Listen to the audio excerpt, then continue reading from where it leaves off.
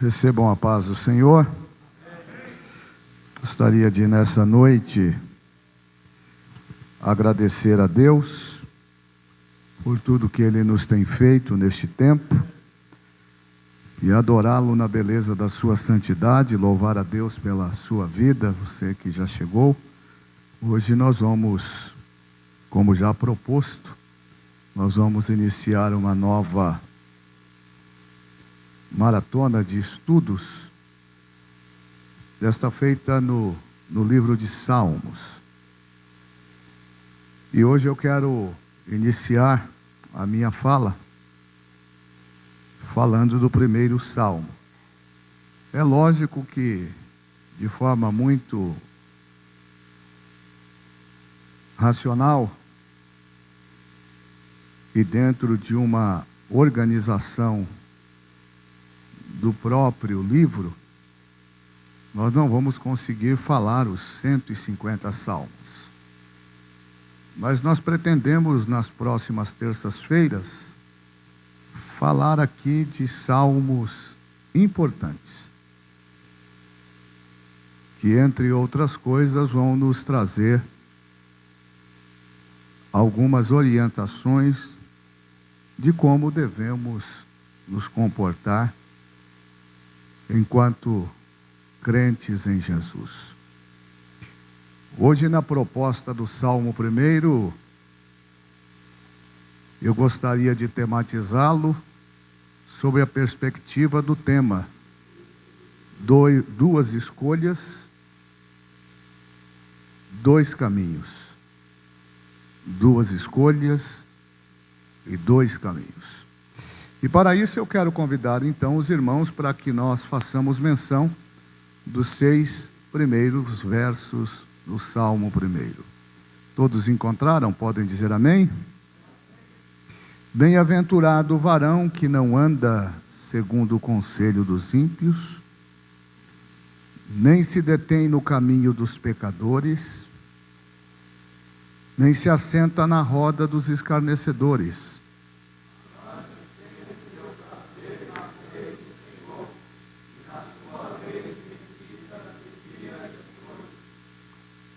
Pois será como a árvore plantada junto aos ribeiros de águas, o qual dá o seu fruto na estação própria e cujas folhas não caem, e tudo quanto fizer prosperará.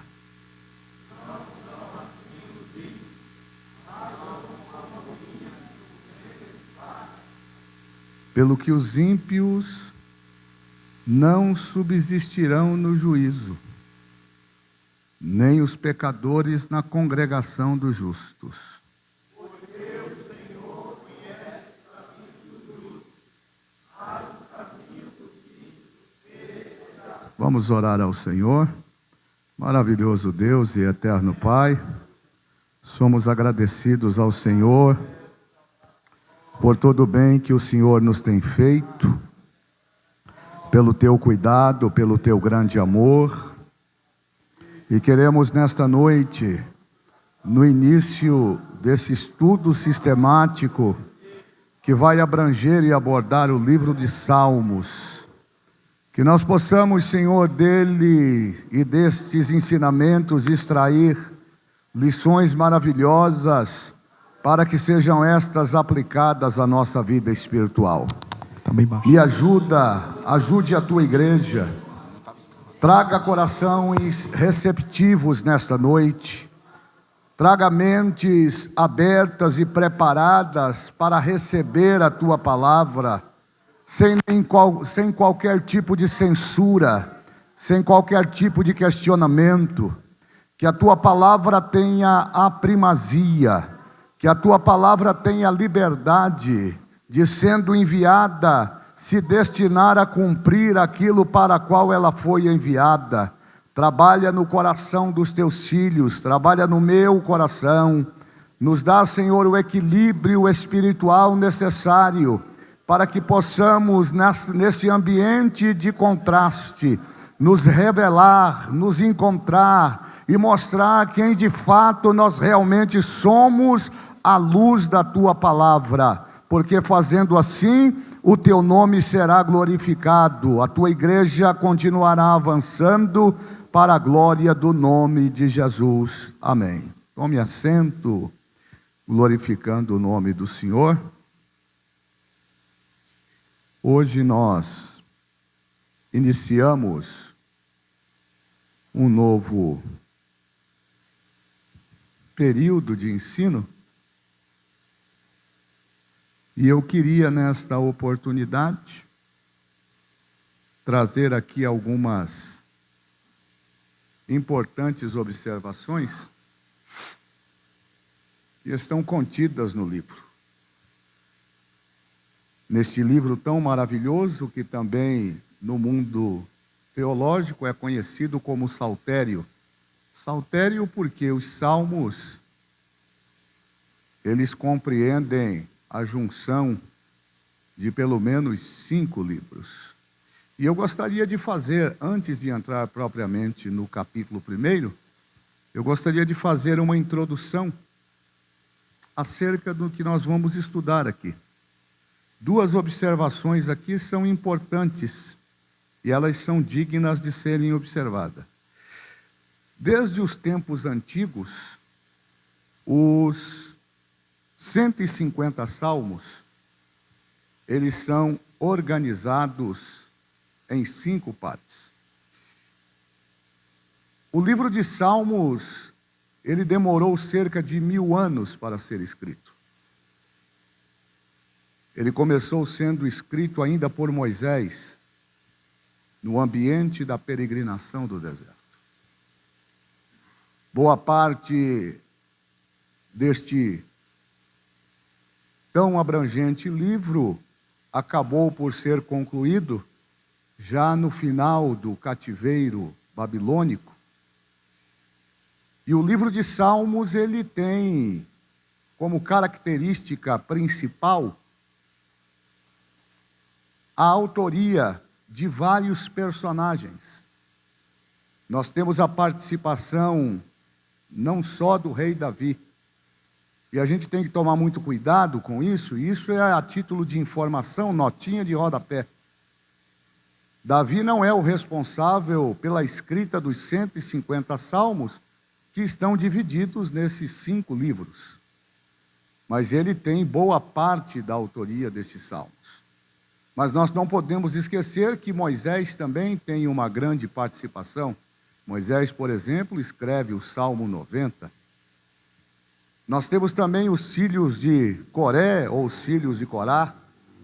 Nós temos também Salomão, nós temos Etã. E esses personagens, cada um deles, dentro do seu período, foram instrumentos de Deus para a construção e manifestação dos salmos como nós conhecemos hoje. Na verdade, os salmos, eles são uma composição de poemas e que são a base do sistema de adoração dos judeus, dos israelitas. Os judeus, por exemplo, até hoje, têm nos salmos este caminho introdutório para que, por meio destas canções e destes poemas aqui declarados, eles possam desenvolver este ambiente de relacionamento com o seu Deus. Os salmos, eles também têm um papel relevante, porque uma vez que são músicas, são composições poéticas, que, entre outras coisas, mostram ou buscam mostrar o cuidado e a fidelidade de Deus para com o seu povo. Os salmos também contrastam com outro ambiente da Bíblia Sagrada. Uma vez que os salmos, eles são divididos em 5 partes, há uma semelhança muito grande dos salmos com os primeiros 5 livros da Bíblia Sagrada, que recebeu o nome de Pentateuco. Então, esta similaridade ou esse paralelismo entre os 5 livros de Salmos, descritos do capítulo 1 até o capítulo de número 150, eles têm então essa ideia e esta proximidade, esse paralelismo com o Pentateuco, que são os 5 livros iniciais da Bíblia, quais sejam Gênesis, o Êxodo, o Levítico, Números e Deuteronômio. Cada um desses livros que compõem o Pentateuco, eles têm uma finalidade. Por exemplo, o Gênesis, ele vai falar do ambiente da criação. E é interessante porque Davi vai tratar isto neste tema, no Salmos 1, e ele vai trazer um paralelo aqui do justo e do ímpio. E ele vai mostrar que neste ambiente o justo não prevalecerá sobre o ímpio. Mas quando você vai para o livro do Êxodo, à luz dos Salmos, você vai ver aqui o objeto da peregrinação, porque a palavra Êxodo quer dizer saída. Então vai mostrar que mesmo nesse ambiente da criação, o mundo se perde, o pecado toma um papel de protagonismo. O povo de Deus é escravizado, mas por meio da libertação promovida por Deus, o povo de Deus é salvo e colocado numa terra prometida. Quando você vai para o livro do Levíticos, você vai ver que há uma transição do Êxodo para o Levítico, porque é no Êxodo, neste caminhar no deserto, por 40 anos, que a nação de Israel passa a conhecer a Deus na sua essência.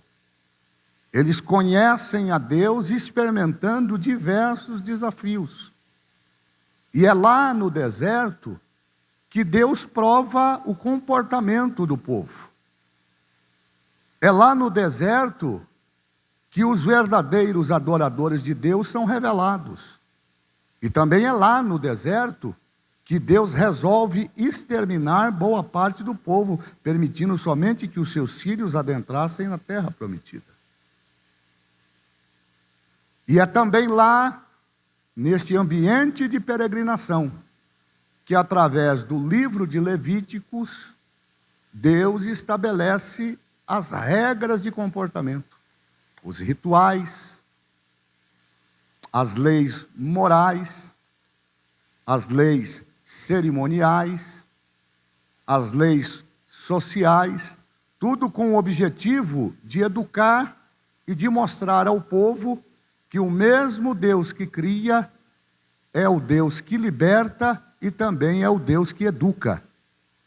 Porque Deus não nos chamou para viver uma vida dissoluta e sem responsabilidade. Deus nos chamou para sermos exemplo.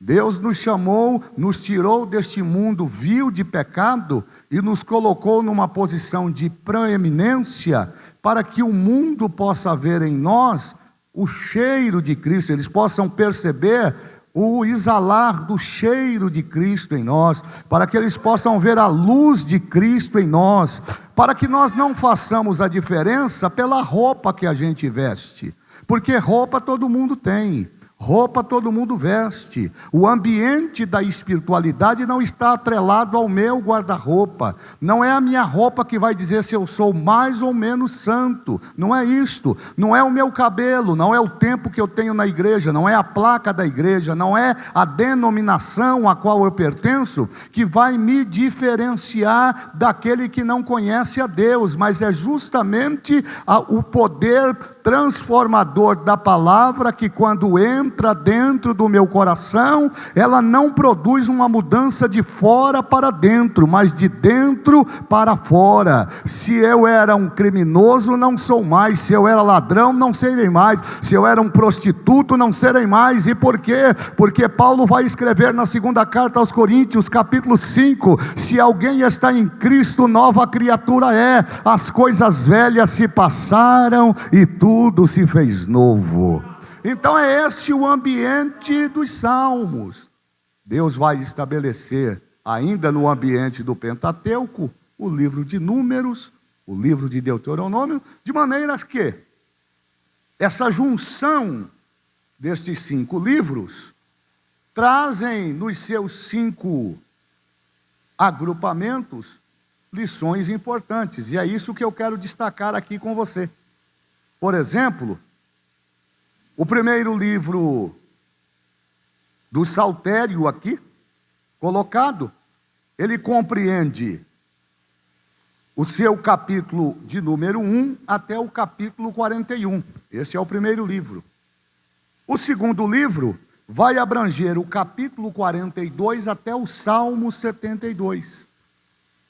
O capítulo 3º, ele vai falar do comportamento, não é? Ele vai falar dos regramentos, e eu achei interessante isso, porque é justamente no 73 que começa um grande conflito, por exemplo, entre um personagem que é autor também de Salmos, o Asaf, que entra na casa de Deus e faz um questionamento: por que o ímpio prospera e eu continuo no mesmo? Eu estou parecendo caranguejo, nadei e morri na praia. Então é aqui, neste salmo, atrelado lá ao livro de Levíticos, onde Deus estabelece leis, onde Deus estabelece princípios, onde Deus estabelece regramentos, é que Deus vai falar com Asaf. Deus não fala com Asaf do lado de fora, Deus não fala com Asaf na garagem, Deus não fala com Asaf na casa dele, Deus fala com Asaf dentro do templo, para sinalizar e manifestar que o Deus a quem nós servimos, Ele é um Deus que se faz presente no ambiente que é estabelecido para prestar culto a Ele. Então o livro de número 3 dos Salmos vai compreender o Salmo 73 ao 89, o livro 4 do 90 até o 106 e o livro 5 do 107 ao 150. Feita essas considerações, é importante então a gente adentrar na proposta trazida pelo salmista a partir do verso 1º do livro de Salmos.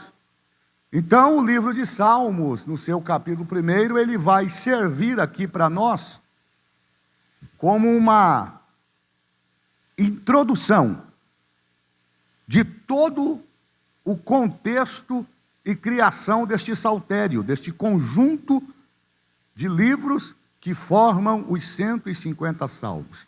Todas as vezes que você ouvir a palavra saltério, você deve entender que saltério está agregado, ou o significado mais aclarado, é a junção destes 5 livros que recebe este nome e que tem como objetivo manifestar, através de poemas, uma maneira que o homem tem para se apresentar e adorar a Deus. Enquanto a palavra de Deus fala a nós e nos revela a verdade, o livro de Salmo, ele fala através de nós, ou ele fala por meio de nós. Alguém já teve aqui a sensação de, por exemplo, abrir um salmo e se identificar ali no salmo? Por exemplo, o Salmo 42, não é? Quando Davi faz uma expressão fugindo lá de Absalão, ele faz um choro, ele faz um lamento. O Salmo 42 não é um salmo de louvor, é um salmo de lamento. E por quê? Porque Davi está fugindo de Absalão, que havia acabado de tomar a cidade, tomou o reino de Jerusalém, envergonhou o pai dele e ameaçou o pai de morte, de maneira que o pai só teve tempo de recolher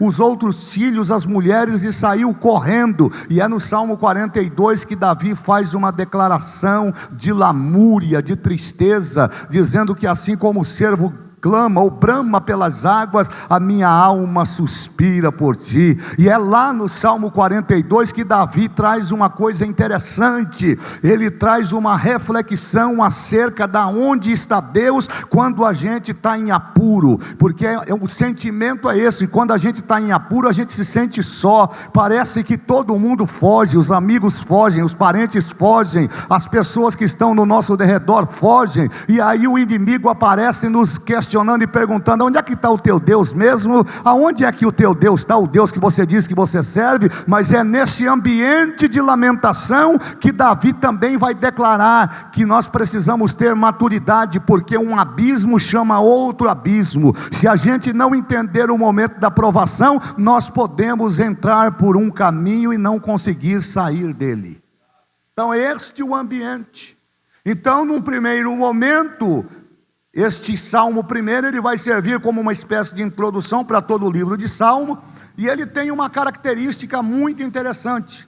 Ele traz um contraste de dois tipos de personagens, de dois tipos de homens, que dentro da perspectiva bíblia, ou do ponto de vista de Deus, cada um é apresentado pelo salmista com um comportamento ou um conjunto de qualidades que são distintas uma da outra. E eu achei extremamente necessário trazer isso aos irmãos. Porque quando eu falo deste paralelismo, desse contraste entre esses dois tipos de homens, eu também posso falar de forma muito assertiva que neste ambiente de contraste do justo e do ímpio, nós sempre vamos encontrar o caminho da escolha e o caminho do destino. Se nós não conseguirmos entender isto, nós corremos o sério risco de perder a perspectiva daquilo que Deus é. E eu preciso nesta noite dizer aos irmãos de forma muito tranquila, que Deus não é religioso.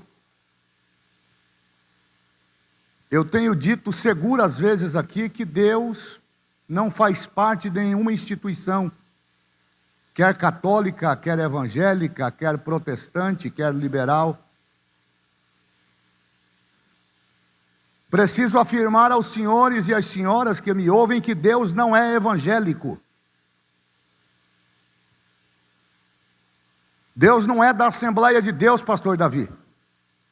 Ele também não é batista, não é metodista, não é presbiteriano, não é da igreja wesleyana, ele não é das igrejas neopentecostais, ele não se afeiçoa a este ambiente de religiosidade.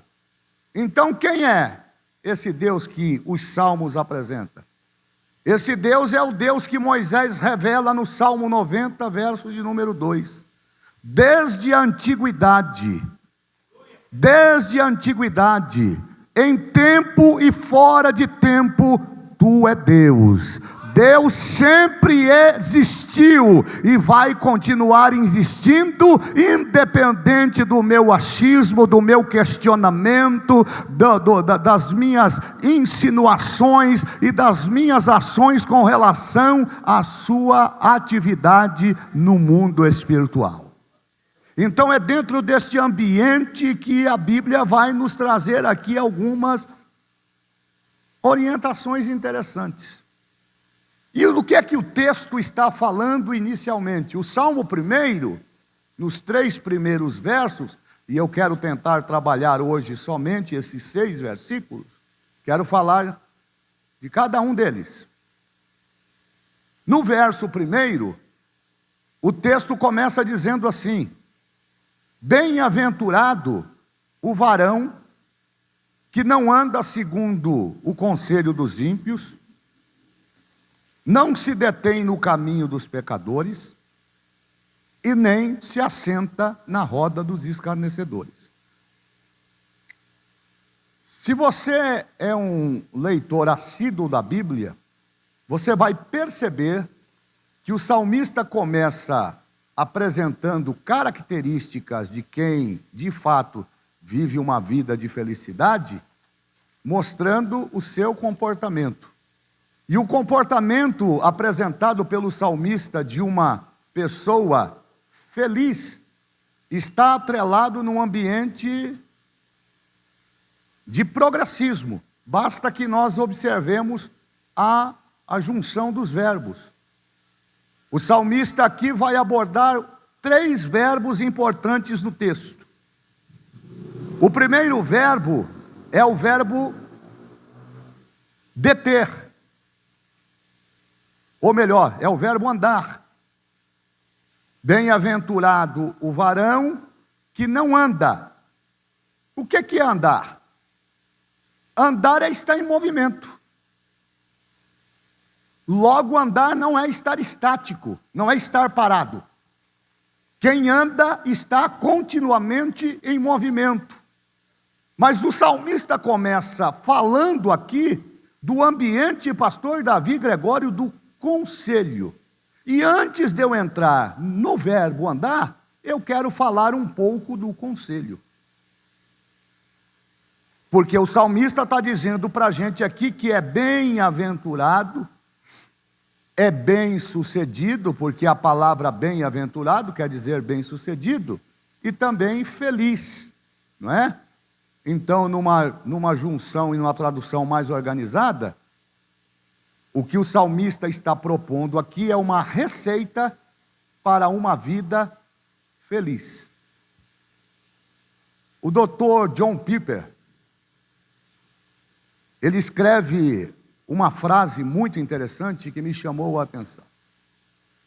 Num ambiente em que a sociedade pós-moderna busca tanto a felicidade, buscar a felicidade, meus irmãos, é algo legítimo. E todos nós devemos buscar a felicidade. Mas o problema do homem, segundo John Piper, não está na busca pela felicidade. Porque a busca pela felicidade é legítima. O problema do homem não está na busca da felicidade.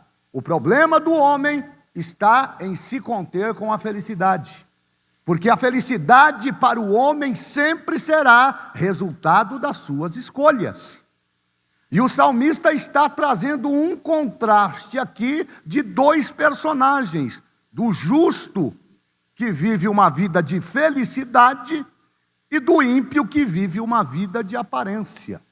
E ele começa trazendo uma advertência ao justo. Numa linguagem bem coloquial, ele diz assim, é como se o salmista dissesse o seguinte: você quer ser feliz? Você quer ser bem-sucedido? Você quer ser bem-aventurado?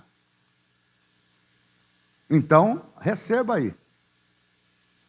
Bem-aventurado é o varão que não anda segundo o conselho dos ímpios. Percebam que tem uma vírgula.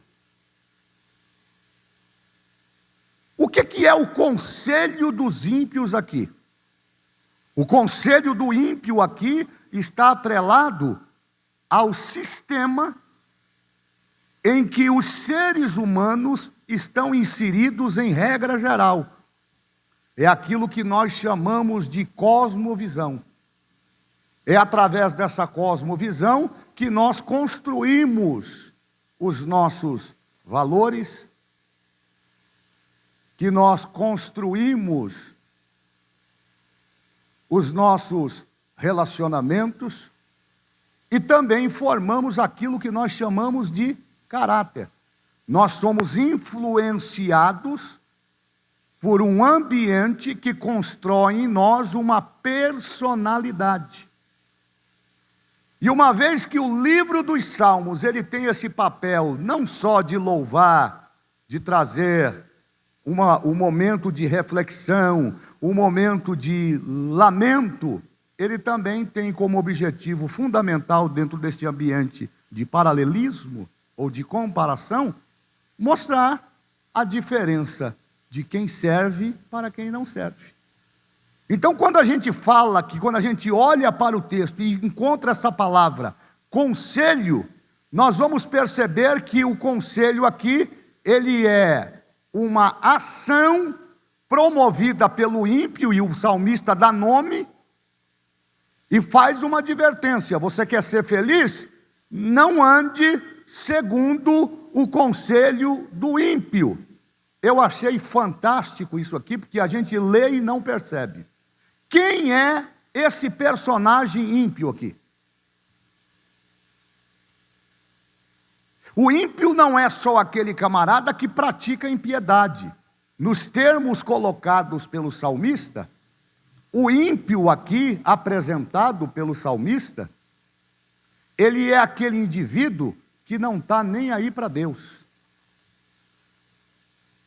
O ímpio não é aquele indivíduo ignorante que não conhece a Deus, pelo contrário. O ímpio normalmente conhece a Deus e de forma direta ou indireta já se relacionou com Ele. Então, pastor, dá um exemplo de ímpio aqui. Um ateu. O ateu, você pode falar o que você quiser de Deus para ele. Nós temos no mundo filosófico do direito, um filósofo chamado Voltaire, que morreu declarando que Deus não existia. Que a ideia de Deus no ambiente filosófico é somente uma forma de escravizar as pessoas. Voltaire tinha Deus como uma espécie de força que tinha o papel de influenciar, quando a Bíblia diz ao contrário. O nosso Deus é uma pessoa e Ele não influencia. Ele perdoa os nossos pecados, nos salva, escreve o nosso nome no livro da vida e nos dá o direito de entrar na cidade santa pelas portas. Então, nesse ambiente da incredulidade, o ateu pode ser alguém considerado como ímpio. E uma vez que eu estou falando aqui de ideia, de construção de personalidade, de caráter, o salmista faz uma advertência. Ele diz que, como alguém que está vivendo o ambiente da felicidade, ou que busca viver a felicidade, nós não devemos fazer parte deste bojo de conselhos trazidos pelo ímpio. Então ele diz assim: será bem-aventurado o varão que não andar, que não caminhar, que não comungar, que não participar, que não se associar, se alinhavar, se aliançar com o conselho dos ímpios. E o conselho do ímpio, meus irmãos, ele é tão perigoso que muitas das vezes a gente pode ser engodado por este ambiente, uma vez que a vida é dinâmica e nós estamos sempre em movimento. Percebam como é que ele aplica o verbo. O conselho do ímpio, ele sempre vai nos pegar no movimento, nesse ambiente dinâmico que a gente vive na vida. É correndo de um lado, correndo para outro, é vivendo uma vida extremamente concorrida, com dificuldades, com lutas. É nesse ambiente que o salmista está dizendo: não ande segundo o conselho dos ímpios, porque o ímpio sempre quer apresentar um caminho de facilidade, o ímpio sempre quer trazer um atalho para nos envolver. Aí é interessante, porque ele vai construir uma fala, e a fala é progressiva. Ele primeiro diz assim, que bem-aventurado será o varão que não andar segundo o conselho dos ímpios. E por quê? Porque se eu parar, se eu resolver emprestar o meu ouvido para ouvir o ímpio, sabe o que vai acontecer? O segundo verbo será aplicado: eu serei detido na minha caminhada.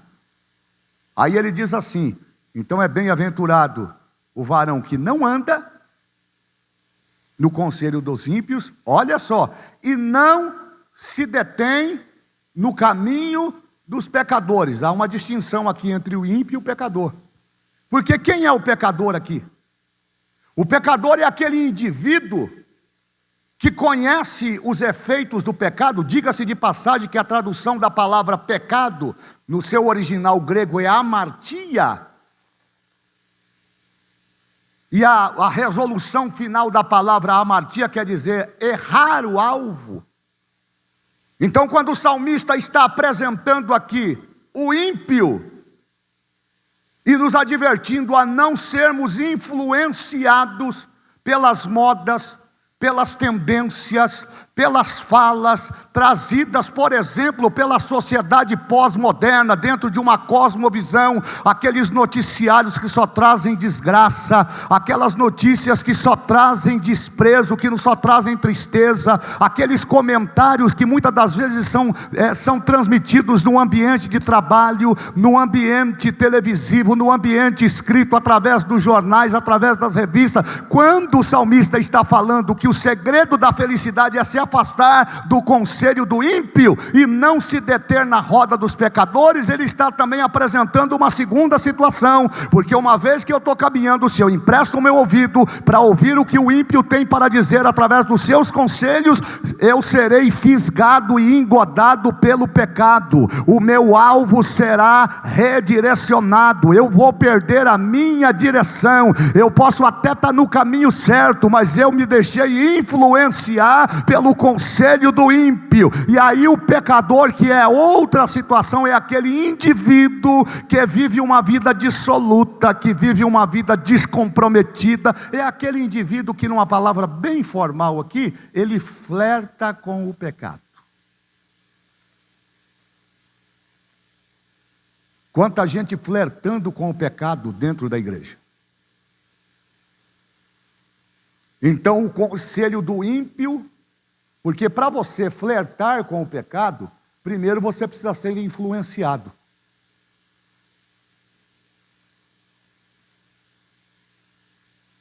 É por isso que Paulo, o Tiago, acho que é capítulo 1, a partir do verso 23, ele faz uma advertência. E a advertência é muito consistente para o que nós estamos discutindo aqui.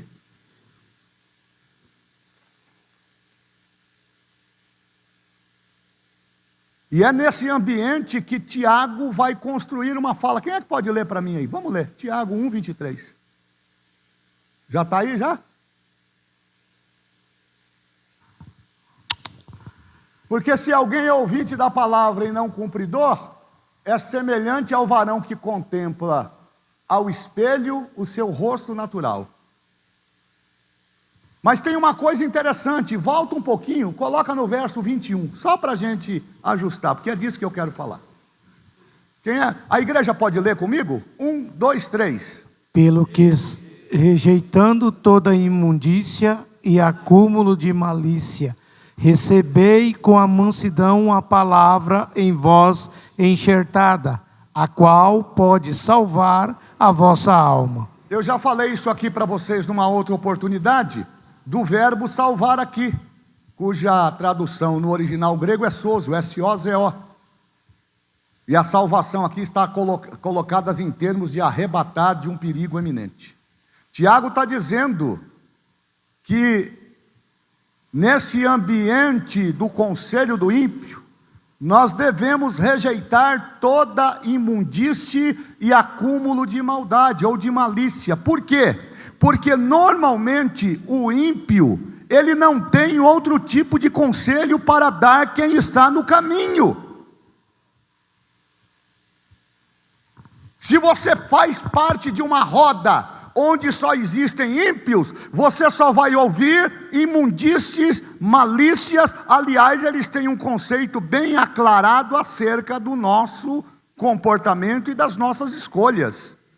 Quantos de nós já não fomos taxados, por exemplo, de quadrados, de caipiras, não é? De não inteligentes, porque estamos presos a uma igreja, a um sistema, a uma religião, quando na verdade os escravos aqui são eles. Mas dentro deste ambiente de conselhos, de regras, de estatutos, de mandamentos, porque o conselho ele está nesse ambiente. O conselho está atrelado aqui, por exemplo, à ideia da Torá. Porque conselho ele tem sinônimo de lei, que foi o que Deus fez lá com o povo no Egito, lá no deserto. Deu ao povo leis para que o povo pudesse se comportar e seguir um caminho. E uma vez que o caminho, ele é dinâmico, a gente não para no caminho. O salmista vem aqui e diz assim: você só vai alcançar felicidade dentro da perspectiva de Deus se você considerar esse comportamento. Qual é, pastor? Não andar segundo o conselho dos ímpios. Não se deter no caminho do pecador. Sabe aquele camarada que fica brincando com o pecado? E vai dando certo, e parece que quem flerta com o pecado leva uma vantagem sobre aquele que vive a vida de santidade. E é uma coisa tão interessante que quanto mais a gente faz, mais a gente quer fazer. Como se Deus estivesse alheio. Mas Deus tem um controle. Quando eu falo disso, eu me lembro do pastor Joinville. O pastor Joinville tem uma fala muito forte que ele diz que o pecado é como carvão.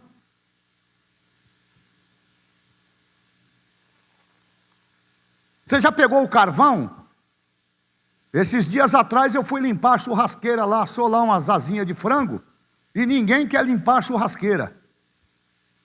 Mas se você pegar o carvão, quando ele está incandescente, o que acontece com você? Ele queima.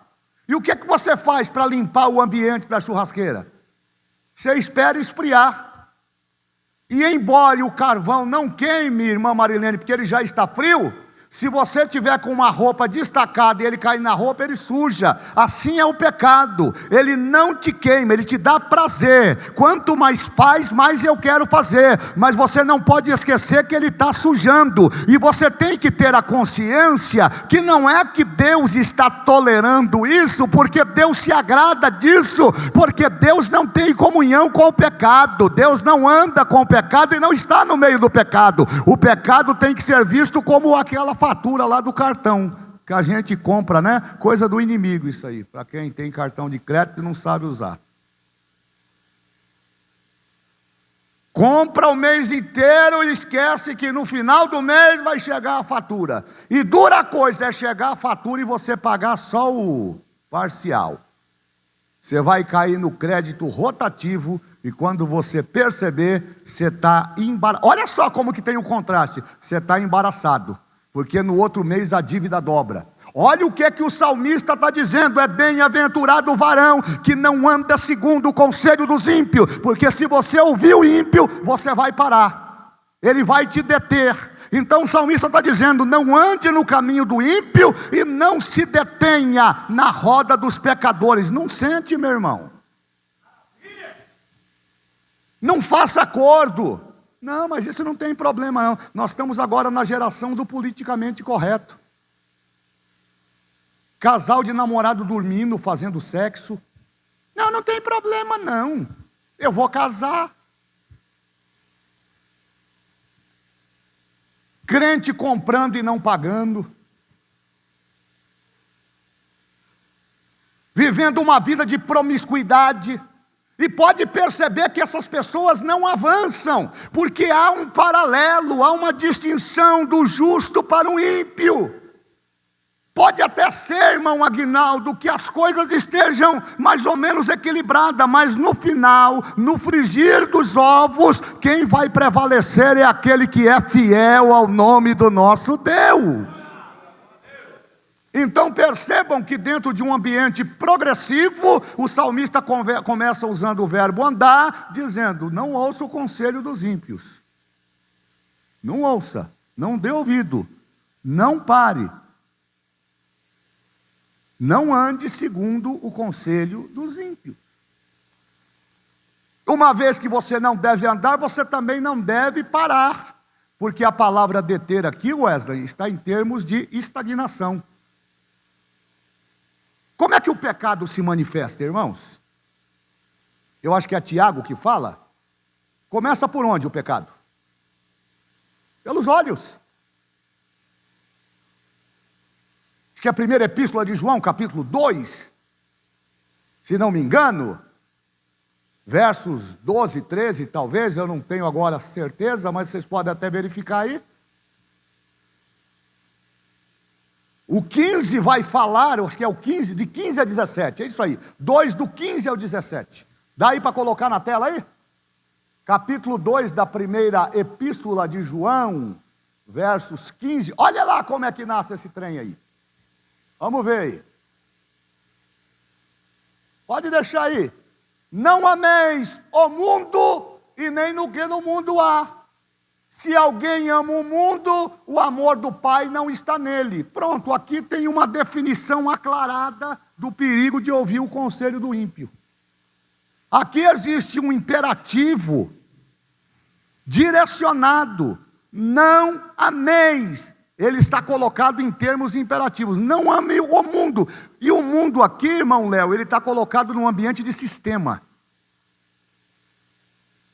O mundo aqui apresentado por João não é o cosmos, não é o universo, é o sistema. Paulo, escrevendo Romanos 12, verso 2, ele diz: e não vos conformeis com este mundo. Mundo ali é sistema. Mas transformai-vos pela renovação do vosso entendimento. Por quê? Porque você está caminhando, você está andando, você não está estático. E se você não está estático, está caminhando, você não pode ouvir aquilo que não vai produzir crescimento em você. Tem muita gente doente dentro da igreja porque parou para ouvir. E quando parou para ouvir, se sentiu atraído e engodado pelo pecado. Então ele diz lá: olha, não ameis o mundo e nem no que no mundo há. É 1 João, companheiro. 1 João, lá no 2, verso 15. Põe o 16 agora, o 16. Põe no 16. 1 João 2, 16. Porque tudo que há no mundo, o que mais tem no mundo dentro dessa cosmovisão de valores e no ambiente do politicamente correto, está ali. Tudo que há no mundo. Concupiscência da carne. Vocês sabem qual é o significado da concupiscência? Da palavra concupiscência? Alguém sabe aí? Ninguém sabe o que significa concupiscência? Concupiscência é o desejo exacerbado. É aquele desejo que foge do limite, do controle. É aquele desejo que normalmente nos leva à prática daquilo que a nossa natureza adâmica nos propõe fazer. E por quê? Porque, embora salvos em Cristo Jesus, nós estamos embaixo da natureza do pecado. É por isso que Paulo, escrevendo aos Gálatas, ele fala no capítulo 5, a partir do verso 16, que tem uma guerra entre a carne e o espírito, porque o espírito foi vivificado por Deus, nós nascemos de novo, Deus nos deu um banho de graça e perdoou os nossos pecados, mas na carne, a carne quer voltar para o ambiente dela, quer voltar para o pecado. É por isso que tem muita gente doente na igreja, é por isso que a primeira carta aos Coríntios, capítulo 11, acho que é verso 30, diz: entre vós, por causa disso, há entre vós muitos fracos, muitos doentes e muitos que dormem. Porque nesse ambiente da concupiscência da carne, desse desejo incontrolável, da concupiscência dos olhos e da soberba da vida, João diz que não é do Pai, mas é do mundo. Se é do mundo, está ambientado ao ambiente mundano. Então é nessa perspectiva que o salmista está nos apresentando um modelo de comportamento que poderá nos levar a uma vida feliz.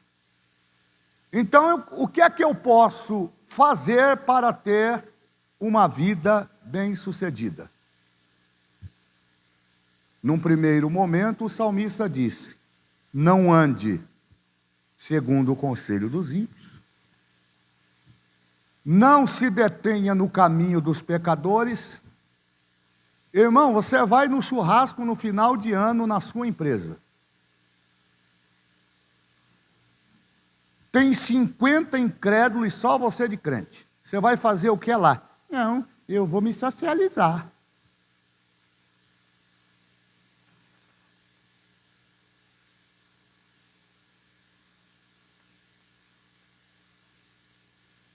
Os crentes largando o culto de ceia para ir nas festas de aniversário. Não, mas é só uma... Agora tem o politicamente correto, né? É uma cervejinha sem álcool. Mas qual é a diferença de álcool e de sem álcool? Porque a questão não está no produto que você vai consumir, mas é no comportamento que você deve exercer no ambiente e na fé que você está vivendo. Então aprendamos um princípio aqui. Não é o lugar que deve nos influenciar. Nós é que devemos influenciar o lugar. Então a ideia de felicidade na visão do salmista é não andar segundo o conselho dos ímpios, porque o ímpio não está nem aí para Deus. Não se deter no caminho do pecador, irmã Ana, porque o pecador está flertando com o pecado. Ele diz, pode vir. Olha eu aqui, ó. Comigo sempre deu certo.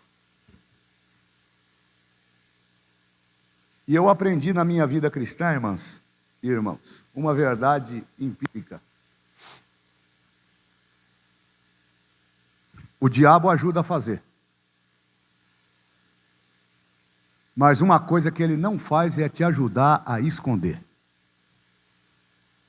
O primeiro sentimento que se manifesta depois da consumação do pecado, e Tiago fala isso com propriedade, não é o arrependimento, não, é o remorso. Arrependimento é reconhecer que você errou, se humilhou, se jogou no chão, como nós ouvimos aqui a irmã Daiane ontem expondo o texto bíblico que ela abordou ainda com base na segunda carta lá, no segundo livro das Crônicas. É fazer o que o Ezequias fez, se arrependeu, é chamada de oração da parede. O profeta falou, você vai morrer, meu filho. Você está enrolado, você vai morrer. E quando Deus fala, está falado, porque Números 23, 19 diz que ele não é homem para que minta, nem filho do homem para que se arrependa. Guarde isso. Deus não se arrepende mesmo, não.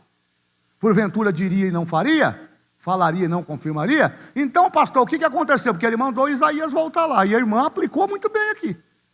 Por que Deus mandou Isaías voltar? É porque ele se arrependeu? Não, Deus não se arrependeu, não. Quem se arrependeu foi o Ezequias. Foi o Ezequias que reconheceu o seu pecado, a sua falha, a sua arrogância, a sua soberba, a sua altivez. E Deus leva isso em consideração. Porque Deus não nos destinou para o juízo, irmãos. Deus nos destinou para viver uma vida eterna com Ele. Deus não nos criou para viver debaixo do ambiente do pecado, com um sentimento de culpa e de remorso. Deus não quer crentes cheios de remorsos dentro da igreja. Deus quer crentes arrependidos dos seus pecados e reconhecendo que Ele é Senhor. Por que a igreja não avança? Por que nós não avançamos, irmãos? Porque nós estamos acostumados a construir um ambiente de remorso. A gente ofende o irmão, e aí a gente chora de solução. Mas quando a gente vai constatar, o choro não é de arrependimento, é de remorso. Mas por que o senhor está falando isso? Porque na sequência a gente faz de novo. Então não houve o arrependimento, o que houve foi o remorso.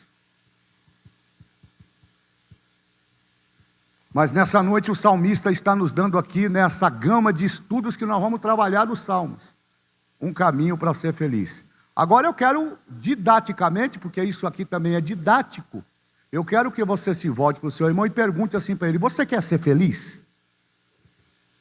Não, mas pergunta mesmo, me ajuda aí, diga aí para ele, você quer ser feliz? Quer ser feliz de verdade? Porque felicidade não é dinheiro. Olha aqui para mim, felicidade não está no ambiente do dinheiro. Porque tem tanta gente com dinheiro, mas infeliz. A felicidade ela não está assegurada no meu grau de capacidade intelectual. Porque eu sou mais inteligente que você. Eu talvez seja mais feliz. Porque esse é o conceito nessa sociedade relativizada. Hoje nada mais é absoluto, tudo é relativo. E aí vem o padrão, vem a moda, vem as tendências, vem esses pseudos comportamentos, dizendo que a felicidade, ela se consiste no ambiente de viver a vida como ela é.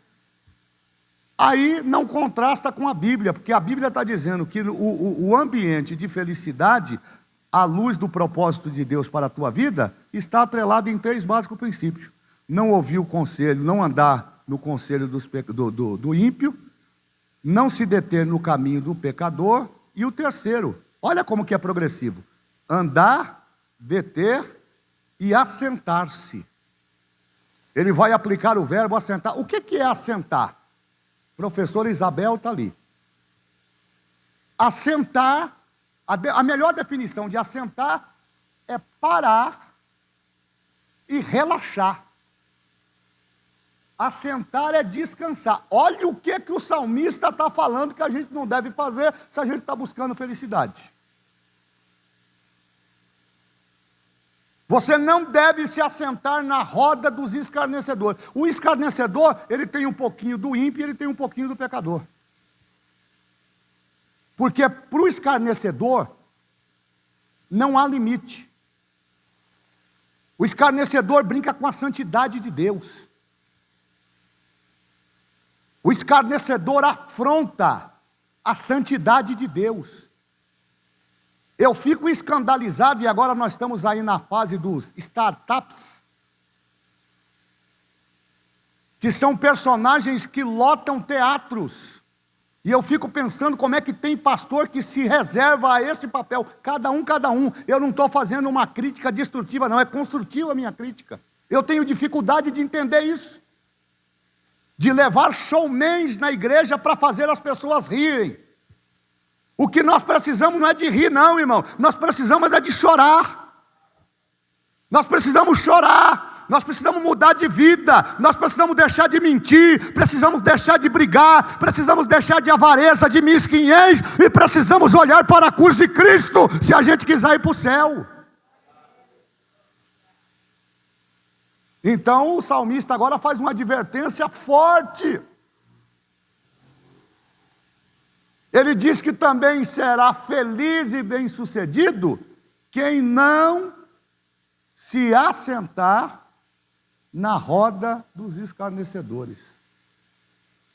Quantas das vezes, irmão Carlos, a gente se assenta na roda do escarnecedor? Porque o escarnecedor não é só aquele que zomba. O escarnecedor não é só aquele que escarnece. Ele é aquele que promove a dissensão, promove a divisão. E sempre no ambiente da brincadeira, da chocarrice. Fica imitando os outros. Imitando língua estranha. Que geração é essa? Que as pessoas estão brincando com a língua estranha. Com os dons espirituais. O escarnecedor, ele não tem limite. Ele não tem sensibilidade aguçada para separar o ambiente. Para ele, tudo é o mesmo ambiente. É por isso que de vez em quando a gente parece que sente que o céu está cerrado. Porque o escárnio, ele pode ser feito de forma pública, para que todos percebam, mas ele também pode ser construído a partir de um comportamento. Você está falando aqui, o camarada está escarnecendo de você, fazendo mímica, mulinando a cabeça, discordando. Não, eu não concordo. Isso aqui é uma bagunça.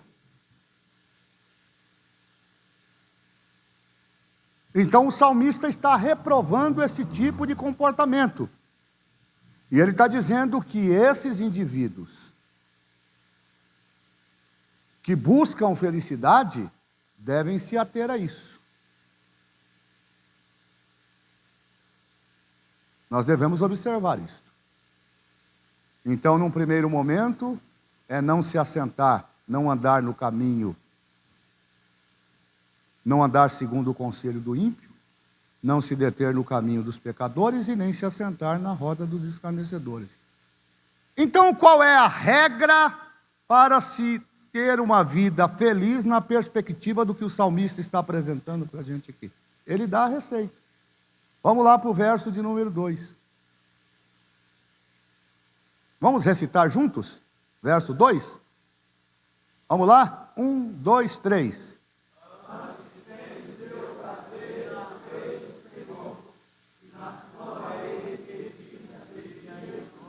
Bom, o salmista começa o verso 2 usando ou empregando um outro verbo. O verbo prazer está atrelado ao sinônimo de satisfação. Prazer está colocado em termos de preenchimento, de satisfação, de alegria. O prazer é uma sensação muito boa. É uma sensação de tranquilidade. Quando eu estou prazeroso, normalmente eu estou alegre.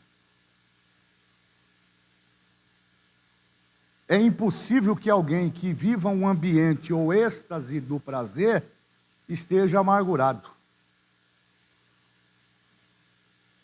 Então, pastor Valdemar, o salmista está dizendo que a busca pela felicidade está também atrelada ao nosso posicionamento. É por isso que existem caminhos e escolhas.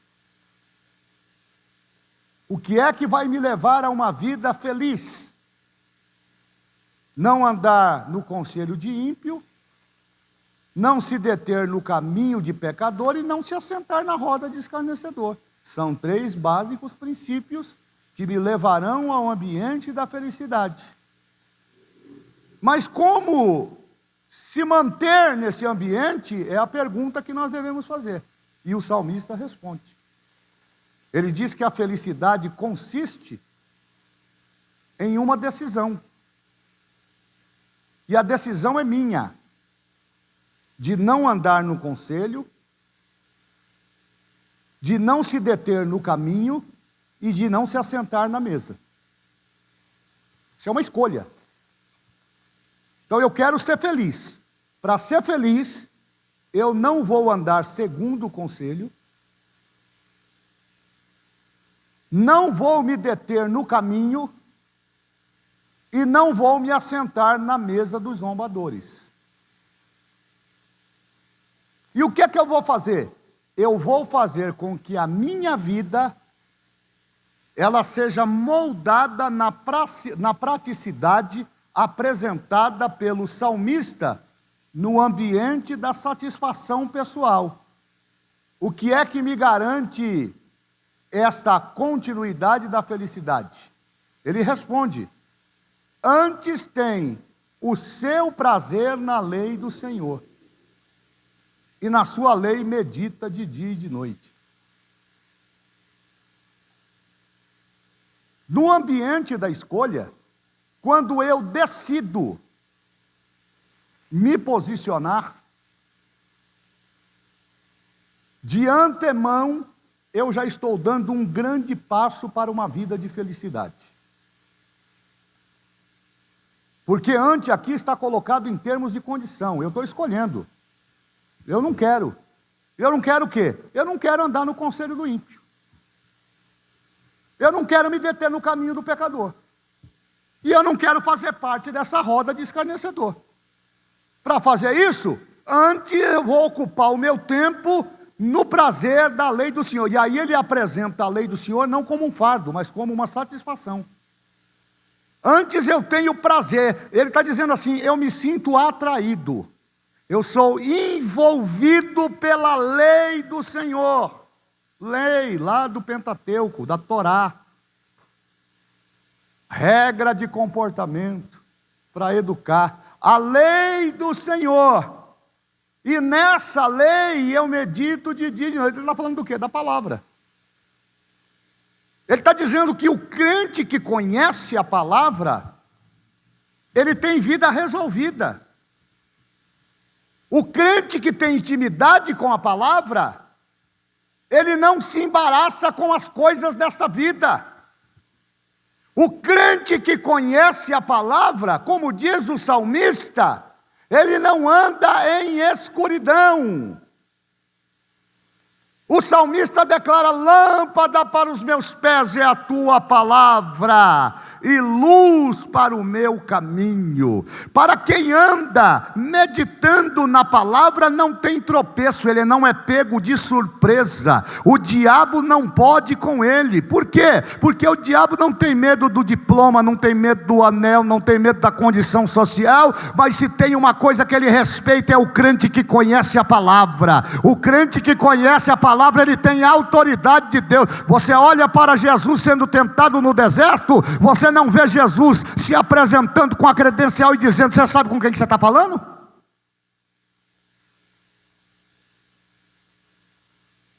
O contrário disso, você vê Jesus dizendo: nem só de pão viverá o homem, mas de toda palavra que sai da boca de Deus.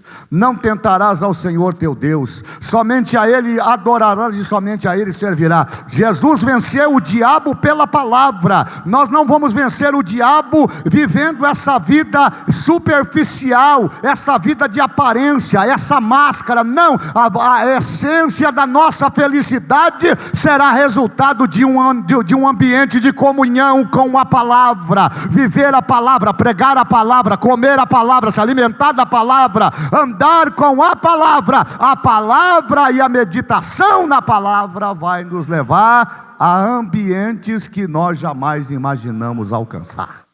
É por isso que ele vai usar o outro verbo, meditar. Meditar é refletir. E aí tem uma coisa interessante, porque Deus não quer que você seja um crente decoreba. Porque decorar até o diabo decora. Não tem ninguém que conheça a Bíblia melhor do que o diabo. E a ideia aqui não é de decorar o texto. O salmista não está dizendo que o caminho da felicidade está em decorar o texto. O caminho da felicidade está atrelado em meditar. Porque quando eu medito, eu paro para refletir. E quando eu paro para refletir, a própria Bíblia responde os meus questionamentos. Por exemplo, o diabo está dizendo para mim: você é um derrotado, você é um fracassado. Mas o que é que diz a palavra? Tudo posso naquele que me fortalece. Quero ver como é que você vai sair dessa prova. Quero ver como é que você vai sair dessa luta. Na palavra. Fui moço, hoje sou velho, nunca vi um justo desamparado e nem a sua descendência mendigar o pão. Quero ver como é que você vai sobreviver à escassez que você está atravessando. Como todo mundo, porque crise é para todo mundo. Mas segundo Filipenses 4,19, o meu Deus, segundo as suas riquezas, suprirá as minhas necessidades em glória por Cristo Jesus. Então a busca pela felicidade verdadeira está atrelada a um ambiente de escolher a meditação da palavra de Deus. E a meditação, ela deve ser contínua, porque o salmista coloca em termos de continuidade. Medita nela de dia e de noite. Pergunto para você: quanto tempo faz que você não lê a Bíblia?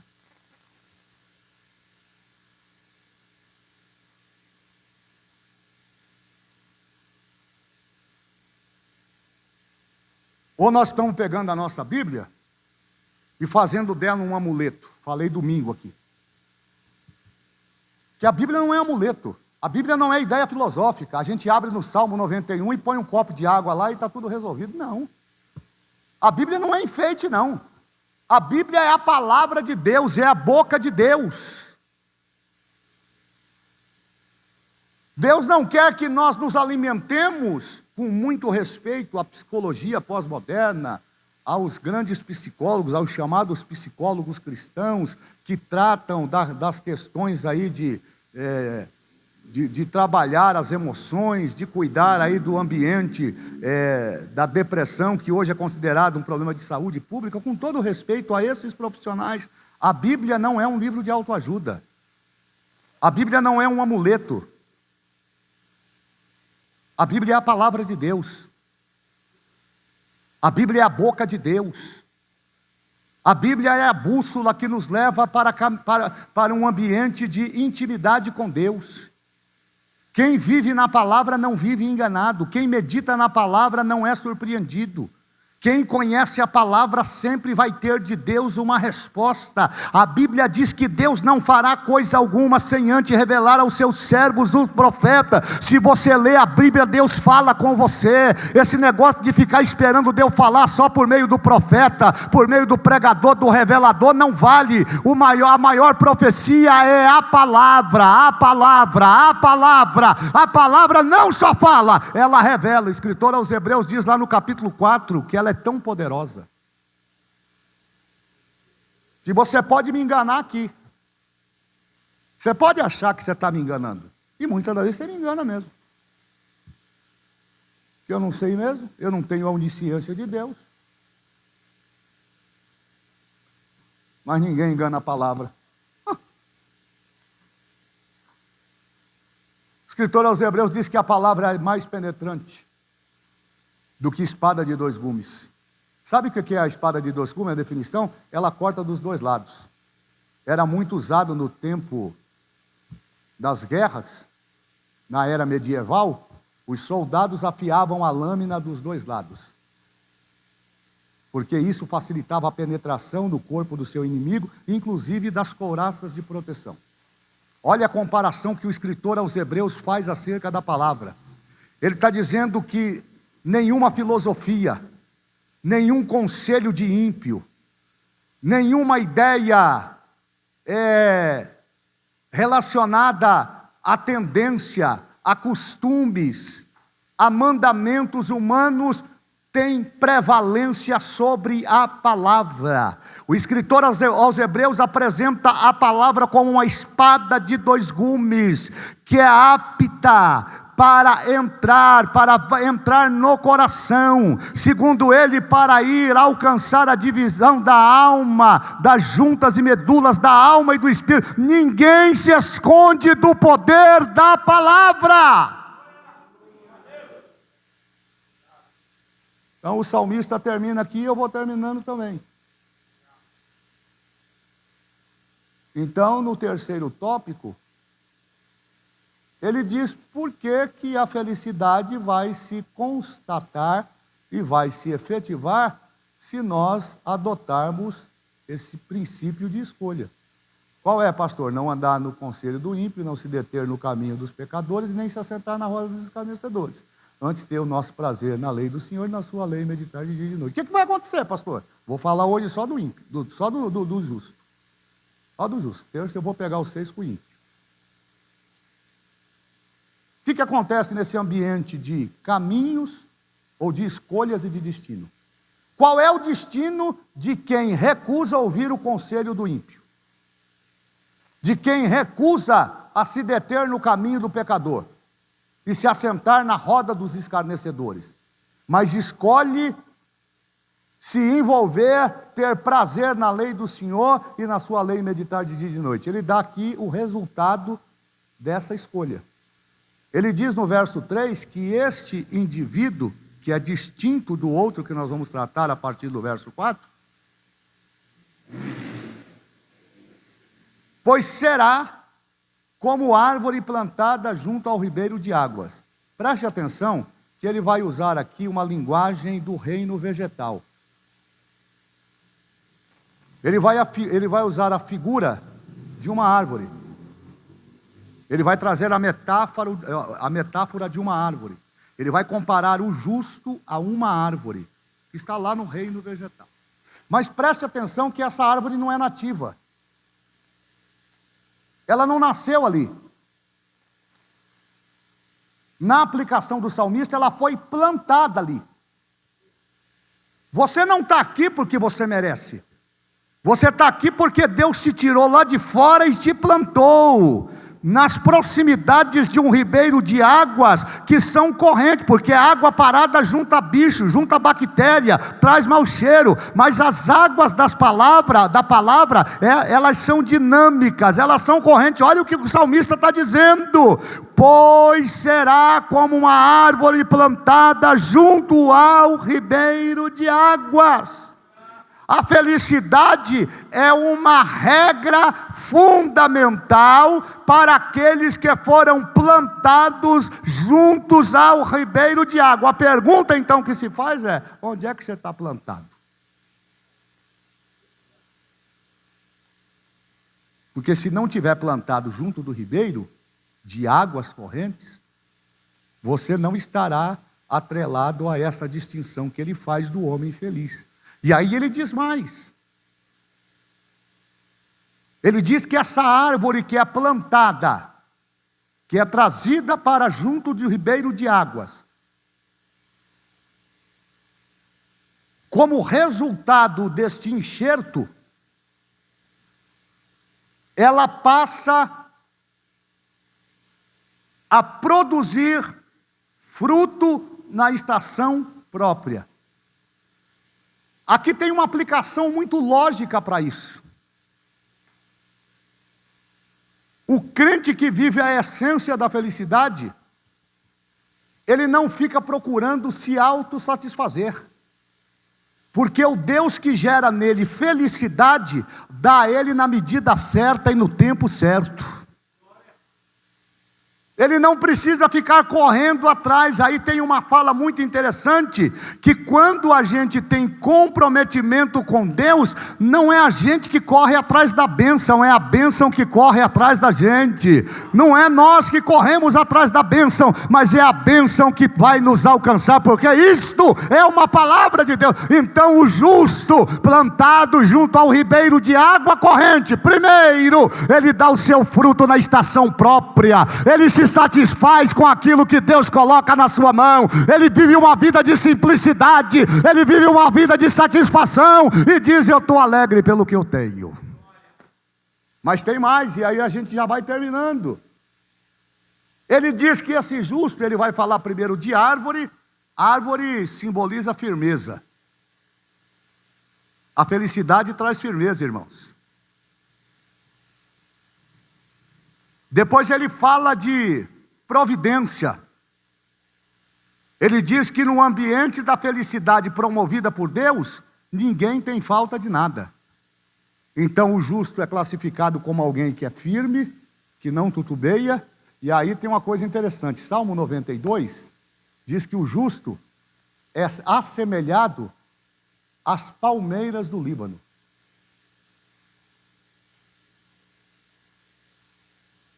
E as palmeiras do Líbano que nascem naquela região desértica, elas têm uma característica, porque o solo lá ele é muito seco, ele é muito árido. E abaixo do solo existem muitos pedregais, muitas rochas, e são rochas profundas. Então, ao contrário das árvores do reino vegetal, cujas raízes sempre nascem na horizontal, e elas vão buscando água para se alimentar, a palmeira é diferente. As suas raízes não nascem para os lados, elas descem. E elas vão descendo, por quê?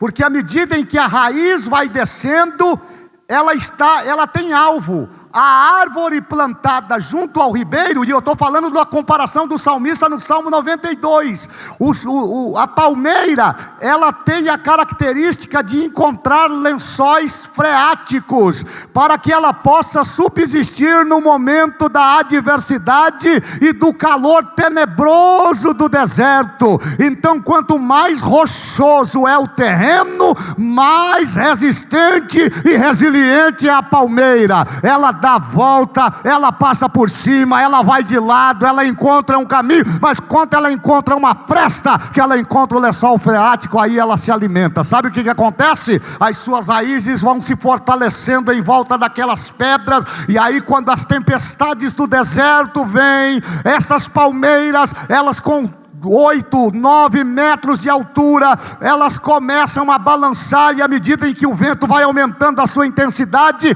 elas vão se dobrando, vão se dobrando, vão se dobrando, a copa chega a encostar no chão, mas quando o vento passa, ela volta para a sua posição original, para a sua firmeza, porque ela está plantada em um terreno fértil. Então esse é o ambiente da felicidade proposto pelo salmista. Ele diz que essa árvore é firme, e a firmeza está baseada na qualidade da raiz. Porque se a raiz for fraca, o tronco fica comprometido. Você vê essas árvores aí caindo no tempo de chuva, e tem que ficar esperto, que agora em janeiro começa, né? Vai botar seu carro debaixo dessas árvores quebradas, cheias de cupim, não, que você vai arrumar um problema. Tem uma lição para nós, que tem um bocado de crente que está que nem essas árvores. É uma coisa linda, é uma coisa formosa, meu Deus, que maravilha, que sombra. Primeiro ventinho, já cai em cima, e muitas das vezes gera tragédia. Termino aqui. Uma outra característica dessa árvore, no ambiente da distinção do justo e do ímpio, é que a sua vida, ela não sofre mutação. O justo não é temperamental. O ambiente do humor aqui, ele está muito bem definido e ajustado. Porque as folhas falam de vitalidade. Você quer conhecer a saúde da árvore? Olhe para as suas folhas. A viscosidade da folha tem muito a nos ensinar. Então o salmista está dizendo que dá o fruto na estação própria e cujas folhas não caem. Por que as folhas não caem? Porque ela está com a sua raiz profundamente ligada no ribeiro das águas, e ribeiro fala de água corrente, não é de água parada. A água está sempre limpa, essa continuidade, esse dinamismo da correnteza das águas, dá a ela a capacidade de purificação. Isso se aplica à palavra. Quanto mais você recebe a palavra, mais purificado você fica, e quanto mais purificado você fica, mais a felicidade de Deus se manifesta em você. E aí ele termina dizendo: e tudo quanto esse justo fizer, prosperará. Então o salmista está dizendo que você será bem-aventurado, será feliz, e as suas ações não serão reprovadas. Quando você fizer um negócio, vai prosperar. Quando você desejar no teu coração um projeto, Deus vai cumprir. Porque o ambiente da prosperidade aqui está atrelado à palavra bênção, que lá no hebraico quer dizer baraka. E o capítulo 10 do livro de Provérbios diz que a bênção do Senhor enriquece, e ela não acrescenta dor. Por que ela não acrescenta dor? Porque quem está debaixo da bênção de Deus prospera. Eu não acredito nesse crente que diz que é abençoado e que vive com o chapéu estendido, pedindo para todo mundo, reclamando de Deus em todo mundo. Tem alguma coisa errada, porque o crente abençoado, aonde ele põe a planta do pé, Deus honra. Aonde ele chega, Deus prospera. Aonde ele coloca a mão, é como a árvore lá, a vara na mão de Arão. Pode colocar aonde for. O obreiro, pastor, a igreja é ruim, a igreja não tem ninguém, mas se o obreiro tiver a bênção de Deus, ele botou a mão na vara, a vara floresce e o nome de Jesus é glorificado. Então vamos ficar com essa palavra e vamos aprender o ambiente da felicidade, que ela não se resume ao nosso dinheiro, ela não se resume à nossa capacidade intelectual, mas ela é resultado das nossas escolhas. Agora diga aí para o seu irmão, para a gente terminar: as tuas escolhas. Mas diga alto para ele, seja a boca de Deus, diga: as tuas escolhas determinarão o seu destino. Que Deus abençoe vocês. Vamos cantar e já terminar o nosso culto. Vamos cantar aí o